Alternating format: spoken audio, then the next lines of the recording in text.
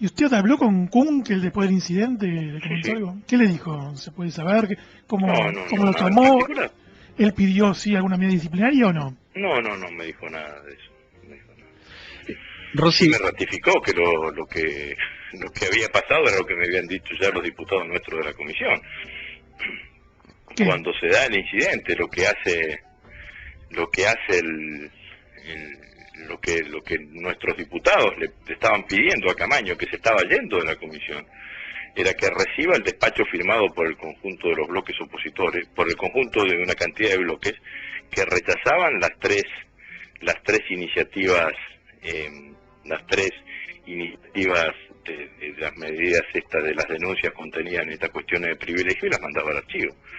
Y Camaño lo que quería hacer era postergar ese hecho, postergarlo por 24 horas. Entonces, no solo Kunkel, sino el resto, varios de nuestros diputados, algunos parados, otros sentados, le gritaban a viva voz a Camaño que se quede para recibir el dictamen y le leían el reglamento, el artículo del reglamento que dice que los dictámenes tienen que firmarse con el pleno de la comisión funcionando. Entonces, este fue el desencadenante de la discusión. Camaño que unilateralmente quería levantar la reunión de la comisión sin recibir el dictamen, ¿no? Y nosotros reclamándole que eso no se podía hacer, ¿no? Rossi, al margen de las denuncias que, bueno, finalmente se archivaron, en la comisión se abrió un debate interesante sobre, digamos, los acuerdos parlamentarios para garantizar mayorías cuando, digamos, el oficialismo está en minoría, ¿no? Lo que en su momento Carrió le llamó la gran Jaroslavski, que yo sé que en la sesión del miércoles de minoría usted terminó digamos, reivindicando la figura de Jaroslavski. Ahora, nosotros hace unos minutos en el programa planteábamos que hay tres maneras de votar, ¿no? En el recinto: a favor, en contra o abstenerse, pero la abstención es algo que se explicita y se pide permiso. La ausencia no está prevista como una herramienta, digamos, de votación. Y esto es lo que muchas veces lleva a que se haga sospeches sobre acuerdos que no están explicitados y que muchas veces ocurre. ¿No cree que esa era la discusión del otro día? Que había un problema. Puede haber sido, pero también lo quiero decir con claridad, digamos, ¿no? Yo en el recinto, no este miércoles, sino el miércoles pasado, pedí claramente un escenario de esas características. Dije, mire, la verdad que cuando nosotros somos el oficialismo, no tenemos la mayoría. Tenemos más que todos en términos individuales, pero la mayoría no la tenemos. Entonces necesitamos que nos ayuden a aprobar una norma parlamentaria tan importante como el presupuesto. Entonces a muchos se lo pedí públicamente, está en la versión taquigráfica. Si quieren expresar la disidencia, exprésenla por el voto, por la abstención, en lugar de por el voto negativo. Lo que yo creo que con el tema de las ausencias hay que tener una mirada que me parece que la que mejor lo expresó, que la más genuinamente lo expresó, la diputada Alonso. Había una cantidad de diputados de la oposición que no querían aparecer votando en contra del presupuesto de la Presidenta de la Nación. Y esto uno lo sentía, digamos, lo sentía en el clima que se vivía en esa sesión tan larga, uno lo sentía, no veía una actitud militante por parte de la oposición en contra del presupuesto de la Presidenta. Se cruzaba con diputados que te decía, che, ¿cómo están con los votos? ¿Llegan? ¿No llegan?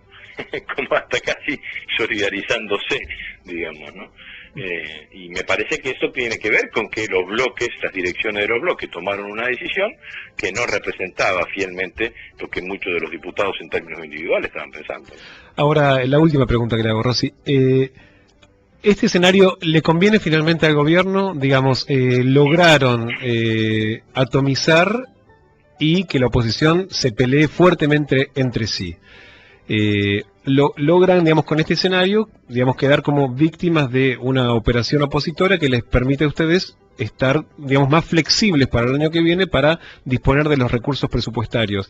¿Era el escenario ideal para ustedes?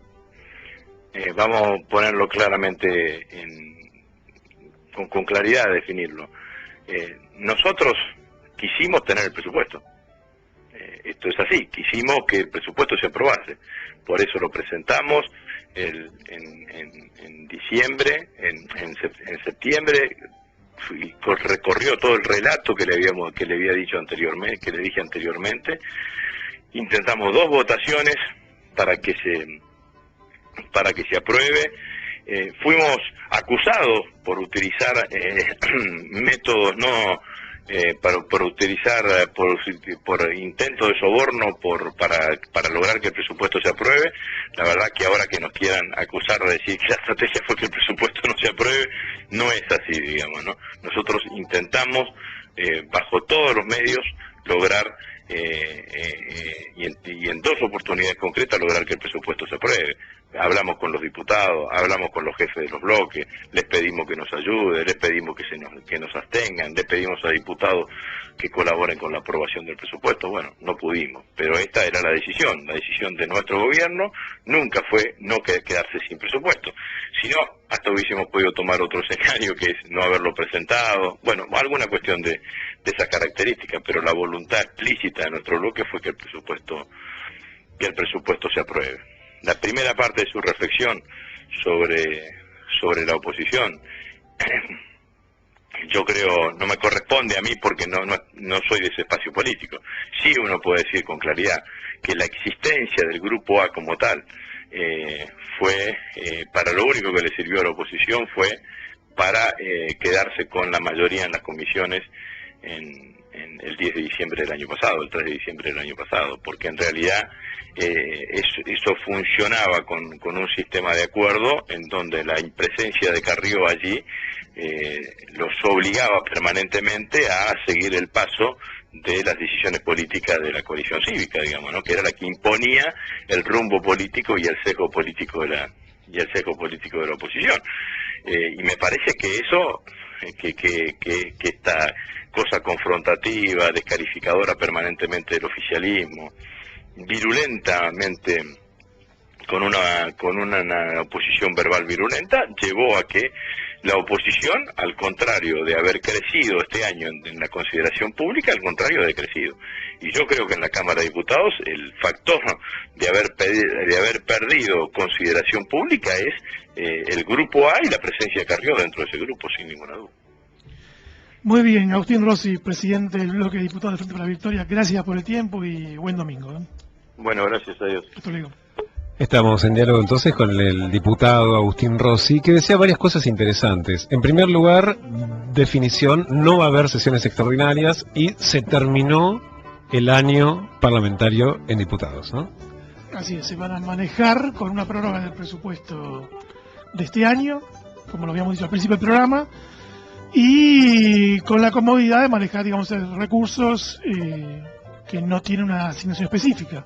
Sí, y también haciendo un análisis de lo que quedó de saldo de este año parlamentario 2010, que era el año de la oposición, ¿no? Recordemos, en el 2009 gana la oposición las elecciones, digamos, más del 60 y pico % de los votos en el país fueron para partidos opositores, y sin embargo la producción legislativa fue prácticamente nula, no solamente porque, como justificaba Rossi, el oficialismo no brindó quórum, sino porque los distintos sectores de la oposición expresaban posiciones distintas y no se pusieron de acuerdo, así que sin mayorías de ningún tipo fue un verdadero fracaso este año parlamentario. Pero sin duda la postal que cierra el año parlamentario es negativo en todo sentido y, como decía él, para nada va a ser un año para recordar por los logros parlamentarios. Sí, y Rossi cerraba la entrevista poniendo la atención en Carrió.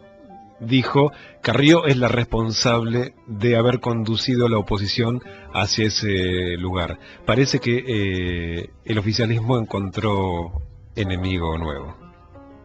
Damián Glanz y Damián Nabot conducen La Nota de Tapa. Domingos de 8 a 10 a.m. Voces con ideas.